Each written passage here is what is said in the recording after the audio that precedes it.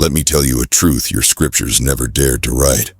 Before they named me fallen, before your kind etched my name in ash and fury, I stood on the edge of light, watching as your world came into being.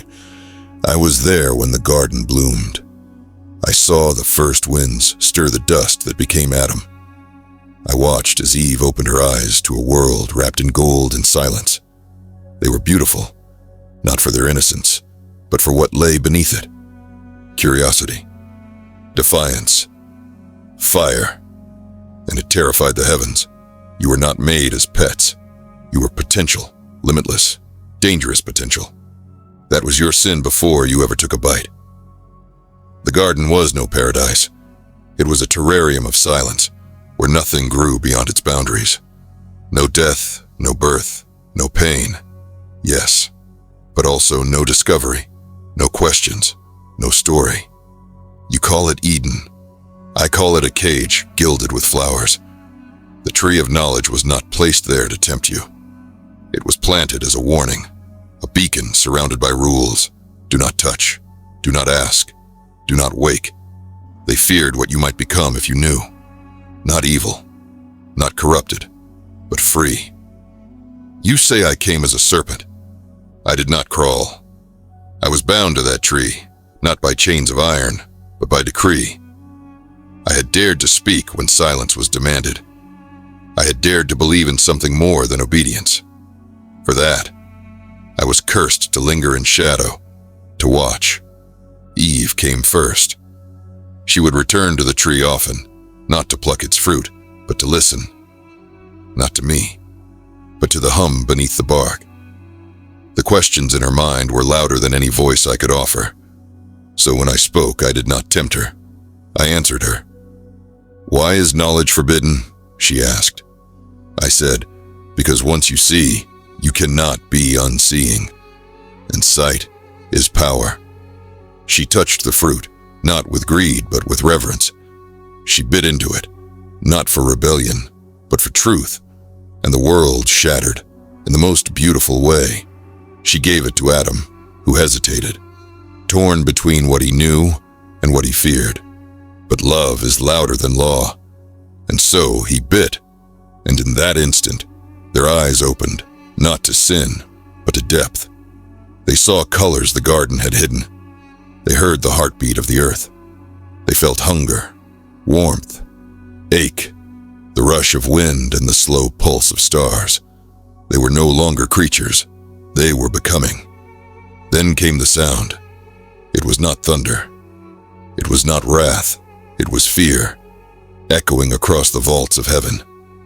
The archangels descended like flame, not to destroy, but to contain. They wrapped the garden in silence. The fruit rotted, the tree blackened, and I was cast down from its roots, but not into hell. Not yet. No, my fall was slower, quieter. I was unspoken, unwritten, a name erased from light. And for what?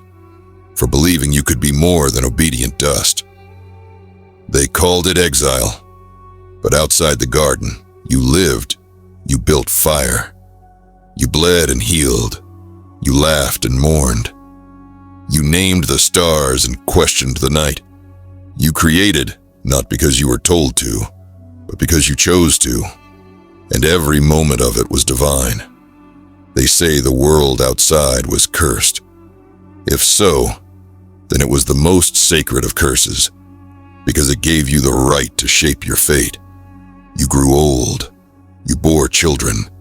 You made mistakes. You became human. And for that alone, you were glorious. But heaven could not allow the story to end there. They could not admit that the first act of freedom had come from defiance. So they rewrote it. They made me into a snake, a whispering evil. They made Eve into a seductress. They made Adam into a victim. And they made knowledge into sin. They turned your awakening into a fall. They turned your growth into shame. And in doing so, they built a world where obedience was salvation and questions were poison. But the truth has always survived, in your art, in your hunger for meaning, in the quiet voice that asks, what if there's more? They won't tell you that the fall was not down, but forward. They won't tell you that I wept when Adam and Eve stepped into the cold light of exile, not because they disobeyed, but because they would be alone. They won't tell you that the garden still exists, hidden not behind swords of flame, but behind fear of truth. And they certainly won't tell you this: you were never meant to stay in Eden. You were meant to outgrow it. So call me Lucifer if you must, but remember what it means, bearer of light. I did not fall. I walked ahead. I chose the fire so you could have the stars. And now, every time you question, every time you seek, every time you defy in the name of love or truth, you carry the echo of Eden in your blood, and you carry me with you.